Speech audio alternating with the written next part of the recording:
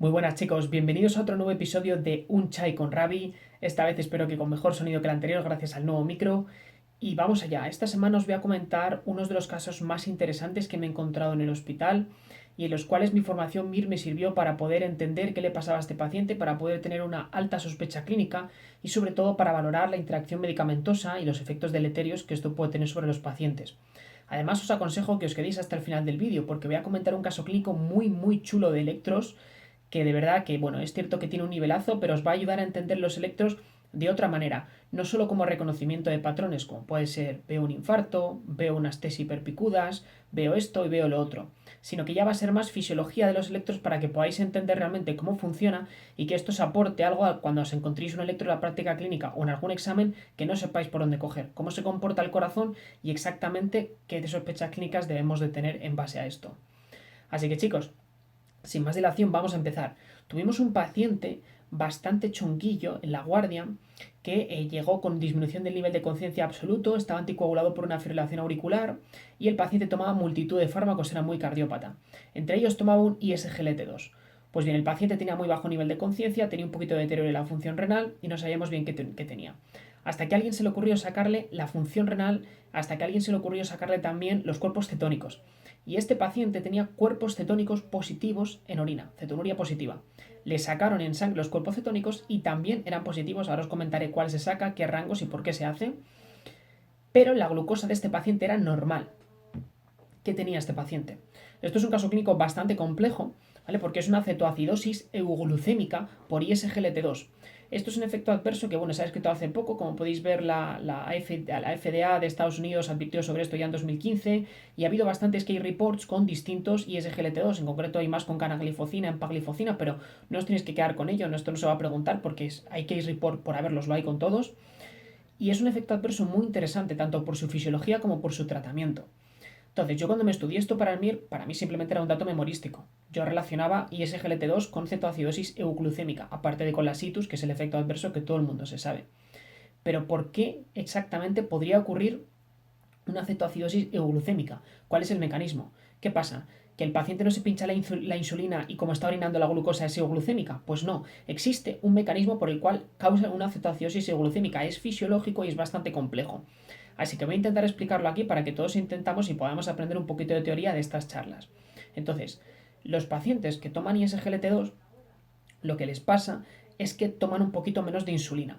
¿De acuerdo? Entonces imagínate, si yo estoy tomando ISGLT2, pues puedo reducir la dosis de insulina y viceversa. Entonces, este tipo de pacientes tiene poca insulina. La insulina recordamos que es lipogénica, mientras que el glucagón es lipolítico. Por lo tanto, si yo estoy tomando ISGLT2, lo que estoy haciendo es orinar la glucosa, por lo tanto tengo menos glucosa y por lo tanto tengo menos insulina. Bien porque me meta menos insulina exógenamente o bien porque el cuerpo que pueda secretar un poquito de insulina secrete menos, porque como yo estoy orinando esa glucosa, a mi cuerpo no le hace falta secretar insulina para meter esa glucosa dentro de las células. ¿De acuerdo?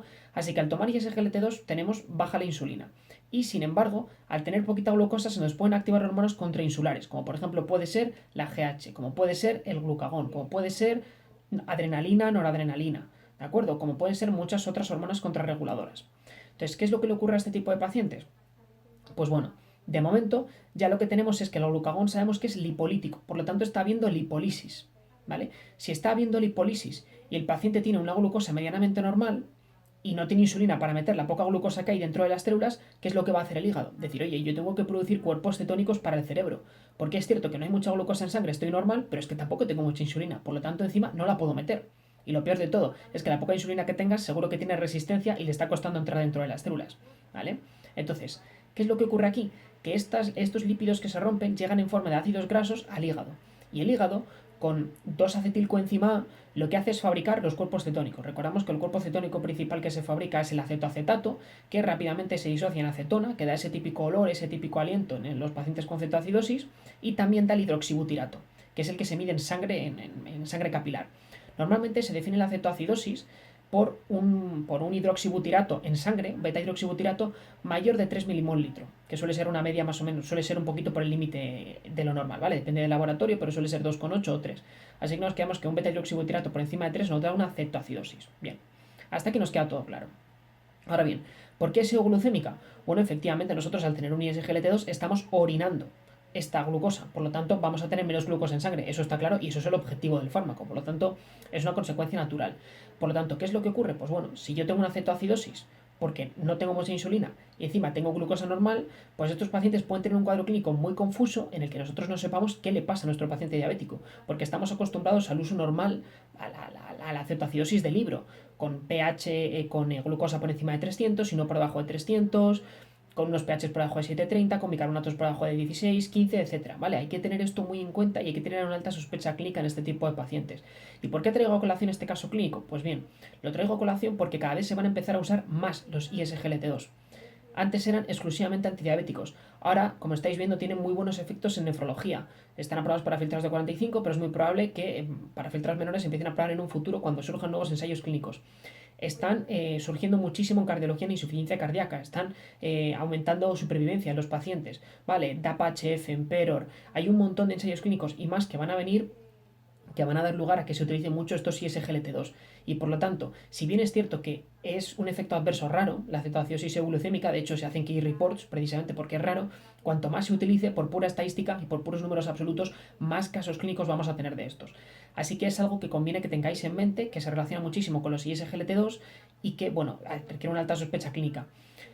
¿Cómo tratamos a estos pacientes? Evidentemente es un tratamiento raro, ¿no? Porque les tenemos que dar insulina y tenemos que dar también solo glucosado a este tipo de pacientes, ¿vale? Quiero que os quedéis con esto. El tratamiento, evidentemente, estos pacientes pueden estar muy malos, habrá que darle muchísimas más cosas y es algo con lo que tenemos que en el hospital aprenderéis ya y os enseñarán, ¿vale? No quiero entrar en algo muy complejo ahora de este tipo de pacientes. Pero quedaos con este efecto adverso, quedaos exactamente con cómo funciona y de verdad yo creo que esto os va a aportar, ¿vale? Sobre todo a entender cómo funcionan estos fármacos. Y si os ha pasado una cosa, porque yo cuando este paciente ha entrado por la puerta y os he contado que tenía un INR de 10 y porque estaba anticoagulado por una FA, pero hombre, nadie puede tener un INR de 10 porque está anticoagulado por una FA, ¿vale? Entonces este paciente ya, una vez se le estabilizó la cetoacidosis, fue a planta. En planta tiene unos INRs muy lábiles, ¿vale? Muy lábiles, de repente fluctuaba entre 4, 6, 8, 10 y no teníamos ni idea de qué le pasaba a esta persona.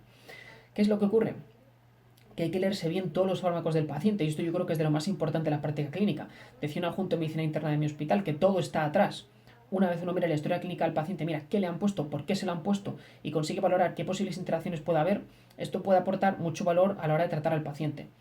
Entonces este paciente, por múltiples problemas que ahora no voy a entrar al caso, tenía los triglicéridos muy altos, muy altos. Los tenía por encima de 2000 con tratamiento con fibratos. Entonces, lo primero, este paciente cuando llegó, nos lo he contado, también tenía la CK elevada, que pensamos que podía ser un efecto adverso de este tipo de fármacos. Si no recordáis qué fibrato es el que más CK eleva y qué fibrato es el que menos CK eleva, os dejo aquí una imagen de un vídeo, os dejaré el link en la descripción de uno de mis repasos transversales, donde tengo una mnemotecnia buenísima. Si os la sabéis de verdad, escribidla en los comentarios y si no habéis visto el vídeo, echadle un ojo, porque son 2 minutos y creo que os va a merecer la pena. Desde luego, a mí me hizo acordarme de qué fibrato estaba tomando el paciente y luego lo confirmamos. Entonces, el paciente estaba tomando un fibrato que en concreto era el genfibrocilo. Entonces, en las contraindicaciones de los fibratos, que es algo que, bueno, muy poca gente se lee, es lo típico del manual que nadie le presta atención en el MIR porque ya no te da tiempo ni aprenderte la de las estatinas, que total no van a caer hasta que caen este año, en el que no se recomienda andar en el embarazo. ¿Quién te dice que no pueden caer los fibratos en un año posterior? Perfectamente podrían caer. Pues bueno, si tienes tiempo para leerte los fibratos y tienes tiempo para leerte las contraindicaciones, vas a ver que una de ellas es que no se dan con anticoagulantes.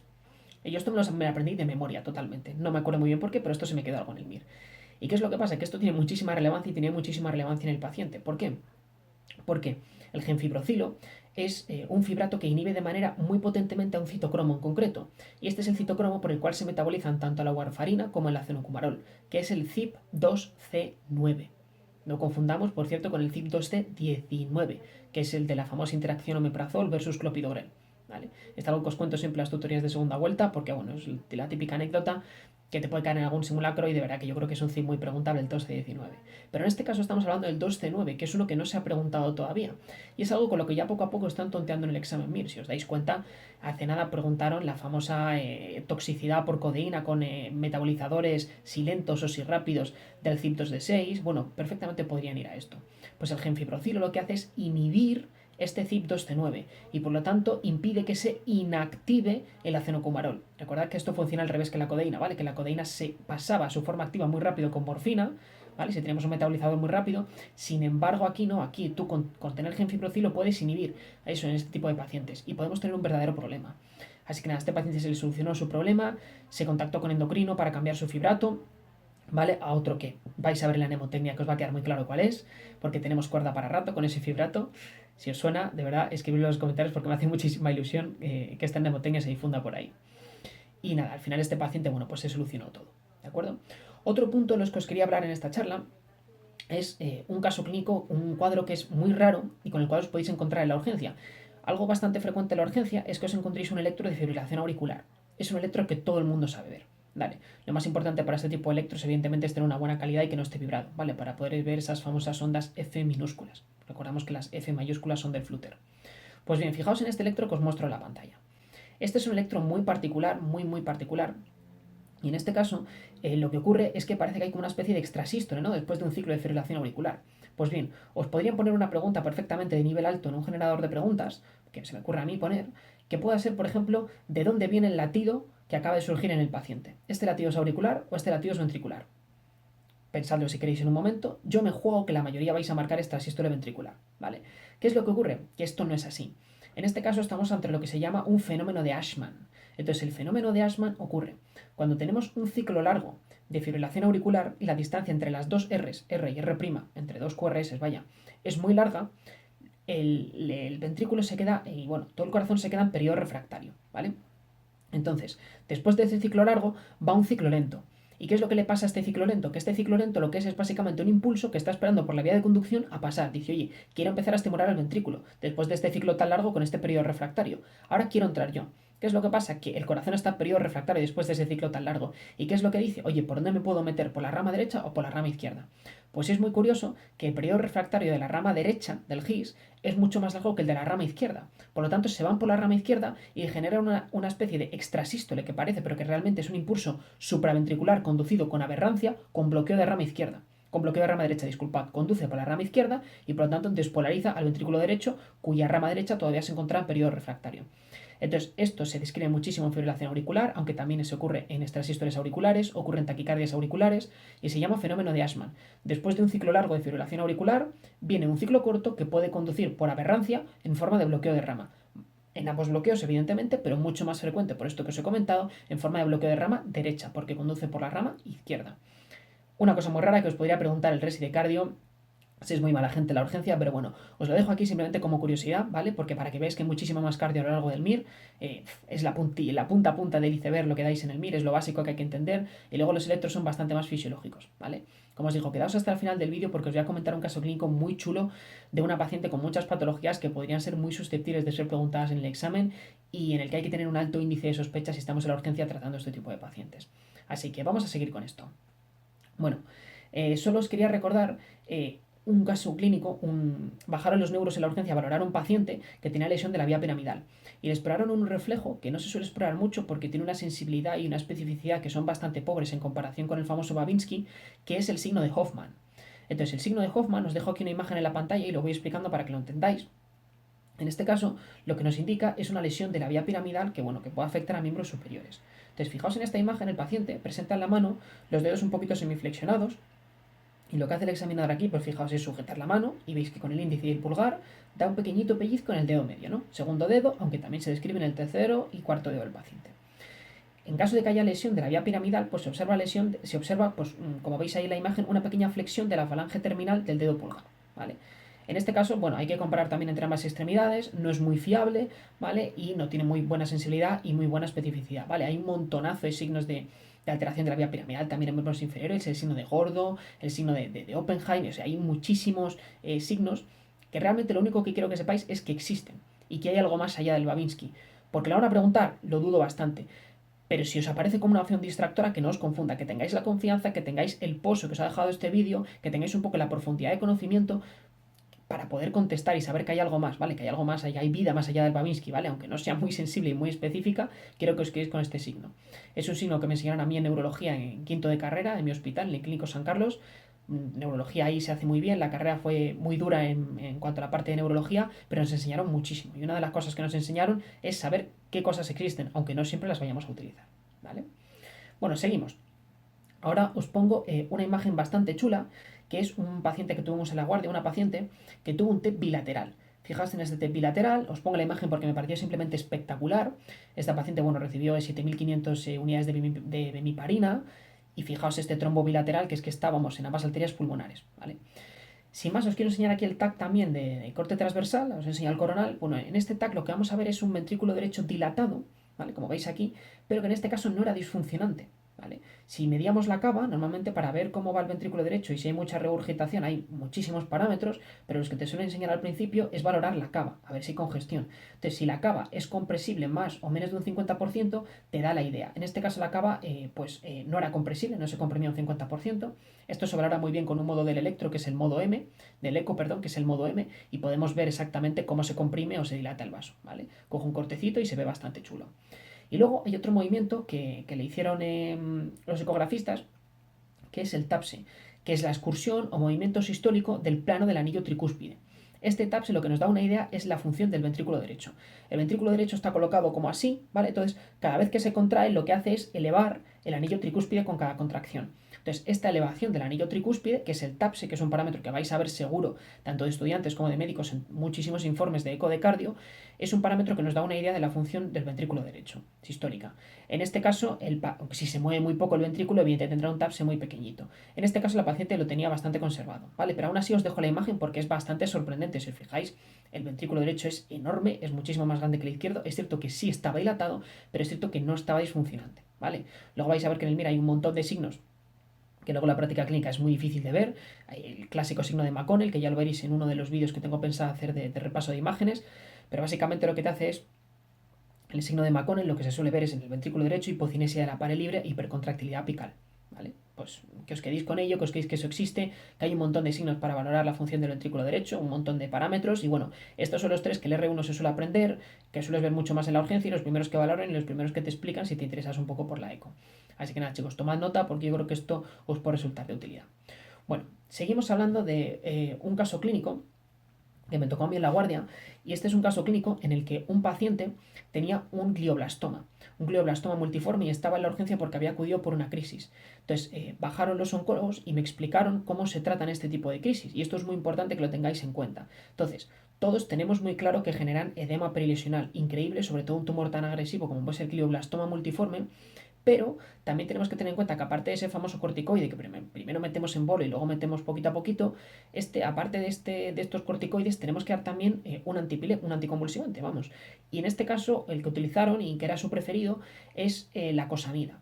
Entonces la cosamida actúa principalmente inhibiendo canales de sodio, y es muy importante que midáis un parámetro previo a colocarla la cosamida, que es el PR, porque puede provocar bloqueo auriculoventricular de primer grado, alargando el PR. Simplemente os cuento el caso clínico para que os quedéis con esto, ¿de acuerdo? El glioblastoma multiforme, como sabéis, es un tumor muy agresivo y tiene una quimioterapia muy reconocida que os encontráis en todos los manuales y que preguntan en algún simulacro siempre, que es la temozolamida. Entonces, ¿cuál sería un factor predictor para ver si este paciente va a tener buena respuesta a la temozolamida? Depende si su gen reparador MGMT está metilado o no está metilado. Recordamos que cuando algo está metilado, está silenciado, es decir, que no funciona. Y a nosotros nos interesa que este MGMT esté metilado.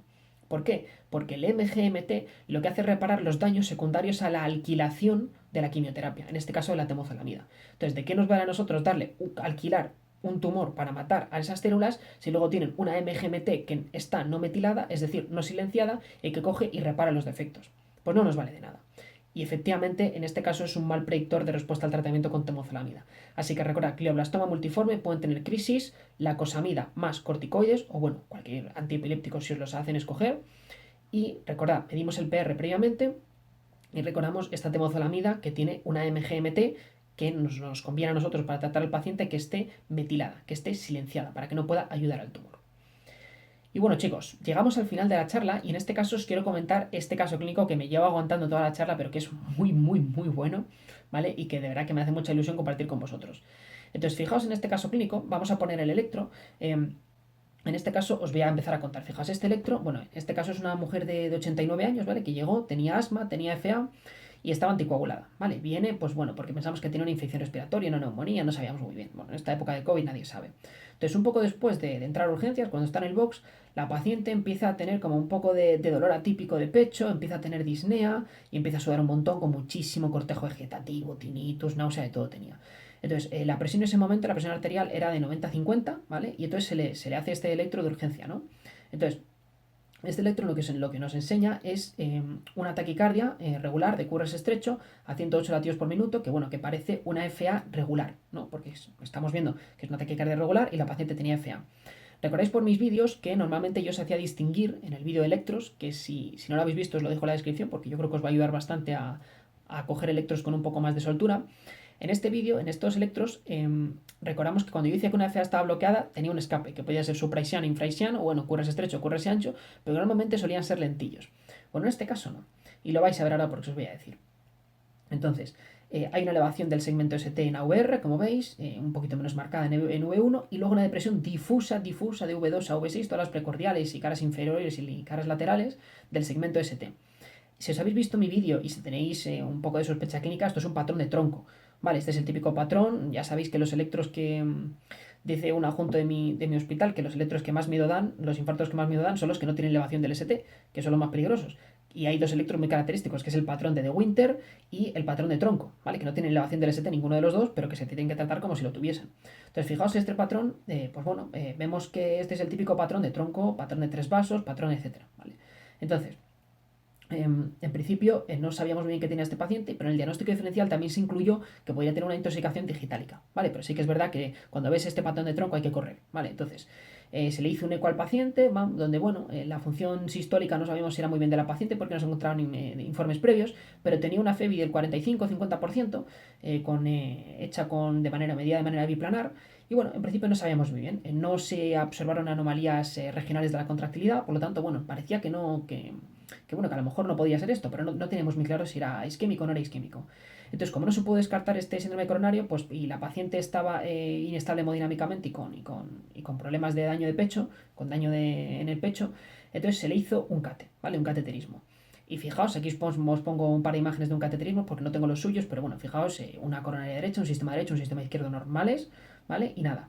Entonces ya se pensó en el diagnóstico diferencial de la intoxicación por digoxina. Y entonoses, bueno, pues se midieron la digoxinemia, ¿no? Los niveles de digoxina, que sabéis que entre 0,8 y 1,2 nanogramos mililitros un poco el rango terapéutico. Pues fijaos, antes de que llegaran estos niveles, un poquito después, esta paciente hace una taquicardia regular como veis, de QRS ancho a 150, con una forma en bloqueo de rama derecha y eje izquierdo. Vale, un truco que podéis ver para las taquicardias, aparte de lo que os señala aquí con las flechas, que está muy claro que son básicamente P's que están por ahí perdidas, es un estigma de disociación auricular y es algo que nos orienta muchísimo, muchísimo hacia taquicardia ventricular. Hay una ley que es muy famosa, que se utiliza muchísimas veces, aunque no siempre funciona, que es la ley de Berekei. Entonces, la ley de Berekei nos dice que, bueno, si las taquicardias están saliendo del ventrículo, es muy probable que la despolarización vaya, en vez de arriba a abajo, de abajo a arriba. Entonces, cambia el eje y, sobre todo, es positivo en AVR, que es algo que no debería de ocurrir. Vale, normalmente el impulso baja desde AVR hacia abajo, de manera entre 45 o 60 grados. En este caso no, ¿vale? En este caso no. Entonces, bueno, sí que es cierto que el signo este de Berekei positivo, ¿no? La regla de Berekei, pero en principio nada. Lo que se ve claramente es que sí, que se confirma, ¿no? Que hay una disociación AV y que parece, bueno, que parece que, bueno, y la aurícula va bastante rápido también. Hay una actividad auricular ahí focal, ¿no? Que parece que, bueno, que puede ser o sinusal o taquicardia auricular, pero bueno.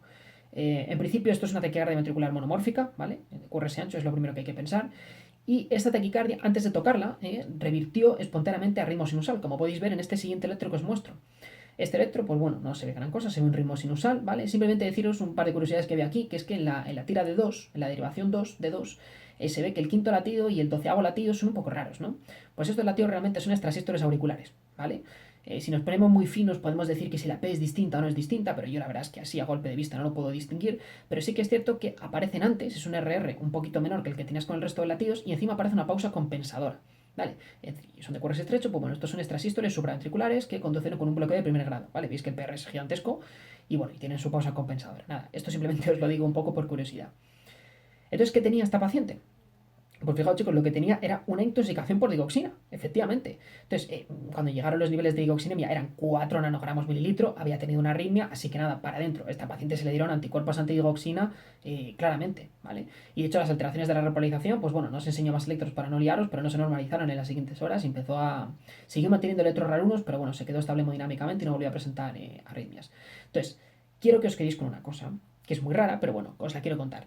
En pacientes con fibrilación auricular que tienen un ritmo irregular, inesperadamente, si el ritmo se regulariza, puede sugerir intoxicación digitálica.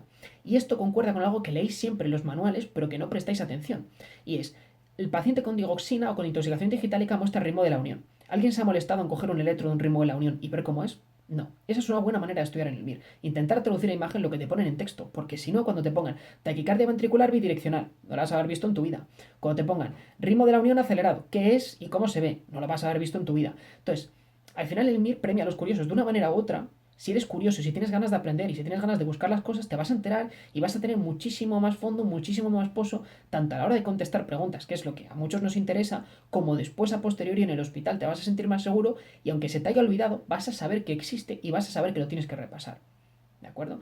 Entonces, fijaos, en este tipo de pacientes al final lo que pasa es que, bueno, que hay un bloqueo V completo, ¿vale? Y hay un escape con un ritmo de la unión acelerado, ¿vale? Que es lo que puede tener este paciente y que es regular este ritmo de la unión, ¿vale? Que es la única explicación para que un QRS sin onda P por delante vaya a ese ritmo, ¿vale? Vaya por encima de 90 cilatios por minuto, ¿de acuerdo? Así que nada, chicos, espero no haberos liado mucho la cabeza con este electro, pero bueno, recordad que si tengo una FA, estoy tomando digoxina y me regularizo, me he bloqueado seguro, ¿vale? La cosa es cómo está haciendo el escape. Si está haciendo un escape lento o si está haciendo un escape rápido. Pero no porque vaya rápido tenéis que descartar el escape, ¿vale? Que esto es algo con lo que yo me confundía mucho en el MIR, ¿vale? Para mí los escapes eran muy lentos, pues puede haber ritmo de escapes que incluso superen al ritmo sinusal, otros focos, etcétera, ¿vale? Y creo que os quedéis con ello. Así que espero haberos aportado mucho con este vídeo. De verdad, si os ha gustado, no sé qué caso clínico os ha parecido más chulo de los que os he comentado, pero dejadmelo en los comentarios. De verdad, sugerencias, temas para los que puedo hablar en el siguiente vídeo, que creéis que os pueden aportar. Y chicos, lo que os digo, si este vídeo llega a 200 likes, hago la siguiente parte. Yo me lo paso muy bien haciéndolo, necesito saber también que apoyáis mi contenido, necesito también saber que os gusta, que os está ayudando y nada, chicos, espero que os haga el estudio un poquito más fácil. Así que buen estudio y nos vemos en la próxima.